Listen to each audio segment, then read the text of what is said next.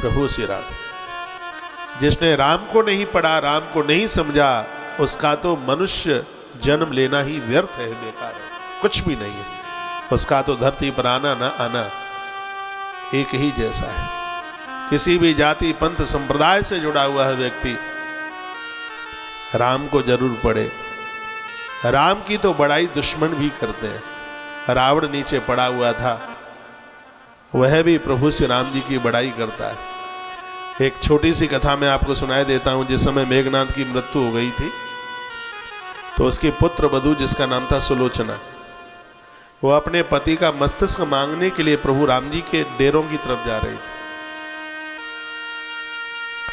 क्योंकि मेघनाथ की भुजा कट करके सुलोचना के आंगन में गिरी और मस्तिष्क प्रभु राम की गोद में गिरा। तो वो सुलोचना जा रही थी तो किसी ने रावण को कह दिया कि तुम्हारी पुत्र वधू दुश्मन के डेरों में जा रही।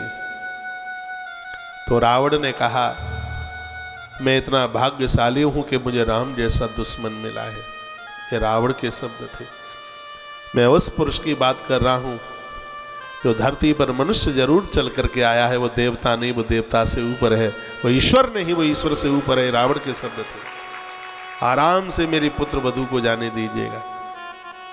उस देहली पर मेरी पुत्र वधू के आंख के आंसू पहुंचे जाएंगे।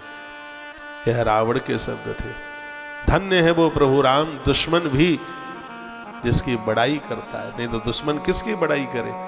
लेकिन प्रभु श्री राम जी की तो बड़ाई दुश्मनों के मुंह से सुनी गई। हम और आप बड़े बड़भागी हैं कैसे प्रभु श्री राम जी की धरती पर हमारा जन्म हुआ है। भगवान द्वारा धरती पर भेजे तो भारत में जन्म दे देना, इसलिए क्योंकि भारत में प्रभु राम प्रकट हुए। इसलिए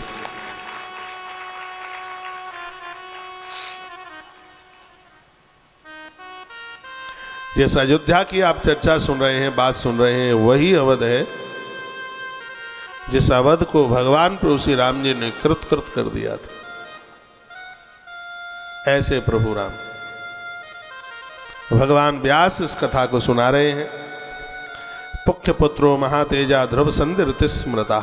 यहाँ एक पुख्य नाम के राजा हुए, उनके बेटे हुए थे ध्रुव संधि। न चौरा पिसुना धूर्ता तस् राज्य च कुत्रचित। इनके राज्य में चोर नहीं थे। पिसुन, पिसुन कहते हैं चुगलखोर। इस राजा के राज्य में कोई चुगल नहीं था। चुगली मत किया करो किसी की। रामचरितमानस के उत्तरकांड में लिखा है कि चुगली करने वाले चमगादड़ बनते। और 84 लाख योनियों में एक ही जीव है चमगादड़ जो स्वयं की विष्ठा खाता है। यदि किसी के ऊपर चमगादड़ गिर जाए तो कपड़े पहन करके चोटी सहित पानी में डुबकी लगानी पड़ती है, जब पवित्रता स्वच्छता मिलती है। तो चमगादड़ इतना खतरनाक जीव है जो दूसरों की चुगलियों में लगे रहते हैं, वो चमगादड़ बनते हैं। इसलिए किसी की चुगली ना किया करो। बहुत लोगों का तो पेट फूल जाता है जब तक चुगली नहीं कर लेते किसी की, भोजन हजम ही नहीं होता। एक कोई श्रीमान जी अपने ऑफिस में जाते और उनको आदत थी जब तक किसी की चुगली ना कर लें तब तक तो उनका पेट ही नहीं पिचकता। एक दिन की बात थी कि वो अपने ऑफिस दफ्तर जा रहे थे। अब मुझे तो पता है कि उनका दफ्तर कौन सा था। अब मैं उस दफ्तर का नाम लूं तो उस दफ्तर वाले यहाँ बैठे तो उनको लगे कि ये हमसे ही तो नहीं बोल रहे हैं। तो वो जैसे ही चले तो उनके घर के ठीक सामने एक दरवाजा था, किसी का मकान था, उसके बेटे के सगाई वाले आए। इनको चुगली करने की बड़ी आदत थी। सरकारी आदमी थे तो क्या, चुगल एक नंबर के थे। वो जाकर के पहुंचे, वो सगाई पक्की हो गई, शादी की तिथि भी निकल आई। अब उसके बाद में वो तो सब भोजन पानी की तैयारी कर रहे थे, इतने में चुगलखोर पहुंचे। राम राम जी, राम राम जी, राम राम जी। कहाँ से आए? बामनिया से आए। अच्छा, बामनिया से आए। बामनिया है ना कहीं? हाँ। कैसे आए हैं? अरे इनका वो बेटा देखा था हमने, सिद्धू, और पसंद आ गया है, सगाई पक्की हो गई है, 15 अप्रैल की शादी निकली है। और चुगल साहब ने कहा हाँ सिद्धू तो बहुत बढ़िया है। अरे दिया लेकर के चलोगे तो सिद्धू जैसा ना मिले, थोड़ी सी कमी है। वो कोई नहीं है, कमी है। वो फुंतर छोड़ दिया उसने, कमी है क्या बात है? अरे वो खांसी इतनी पुरानी हो गई है, वो जाती नहीं है। खांसी सो कैसे गया? अरे सोते समय पहुआ लगा लेता है पैक। शराब पीता है? अरे रोज कहाँ रखी है पीने की के लिए, जब जुआ में हाथ साफ कर लेता है तो एक पैक लगा लेता है। तो इसका मतलब है जुआरी है, जुआ खेलता है। अरे कहाँ पैसा रखा है रोज दाव में लगाने के लिए? लास्ट की रेल ट्रेन से लोग, लास्ट की बस से लोग उतरते हैं, उन्हें लूट लेता है, तो जुए में हाथ भी साफ कर। इसका मतलब है कि लुटेरा है। और भैया बामनी आके लोग चले गए लौट करके। तुमने खूब बचा लिया, बहुत बचाए थे। अब ऑफिस नहीं गया, लौट के आया, पत्नी को कहा बना आलू का पराठा, बनी वही शादी 15 अप्रैल की, तोड़वा करके आया हूं, जैसा मैंने किया ऐसा कोई नहीं कर सकता। बहुत लोगों को तो इसी में टेस्ट आता, उन्हें इसी में ही अच्छा लगता है, वो जन्मे ही इसी काम के लिए। इनकी चुगली, उनकी चुगली, सास की चुगली, बहू की चुगली, ससुर की चुगली, आदमी की चुगली, जेठानी की चुगली, देवरानी की चुगली, तुम कहो जिसकी चुगली। उनको तो पछता ही नहीं है तब तक, उनका तो पेट फूला रहता है जब तक चुगली न कर ले तब। और हमारे ग्रंथ कहते हैं चुगलखोर मत बनो, हाँ, पेट के साफ बनो, साफ सुथरे। तो ऐसा नहीं है कि पेट तभी साफ होगा जब चुगली करेंगे। बात इतनी सी बढ़ा के इतनी करो, बहुत लोगों को ये ऐसी गंदी आदत होती है।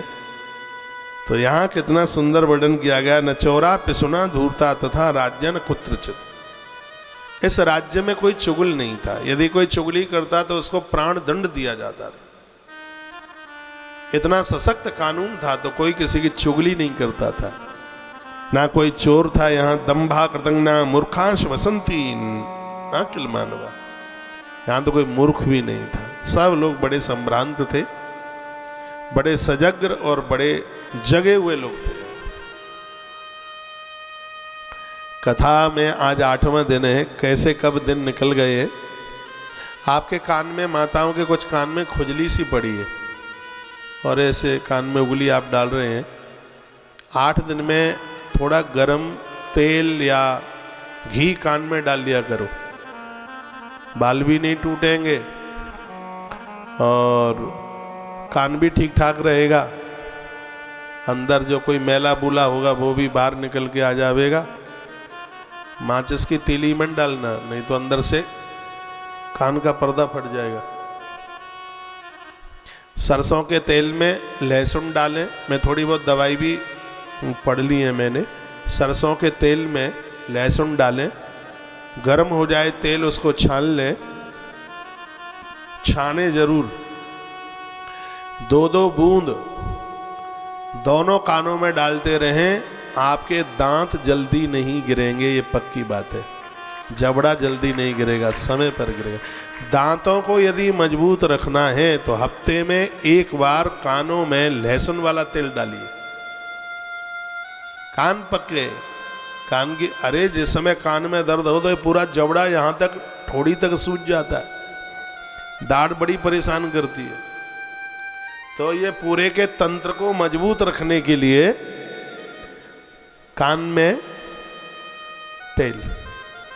जिसके माथे में दर्द होता है, सिर में दर्द होता है, बाल टूटते हैं, समय से पहले पक रहे हैं, तो 8 दिन में 1 बार देसी गौ माता का घी 1-1, 2-2 बूंद हफ्ते में 1 बार बस डाल लें आप नाक में, नासिका में, तो बड़ा आनंद हो जाएगा, माथे में दर्द ही नहीं होगा। ये ऊपर का ये पूरा का पूरा जितना भी ये तंत्र है ये सब सुरक्षित रहे। नाभि में तेल डालने से गर्भकालीन समय में जो नारी अपनी नाभि में तेल डालती है उसके बच्चे को श्वास लेने में दिक्कत नहीं होती, क्योंकि माँ की नाभि से ही तो बच्चा श्वास लेता है।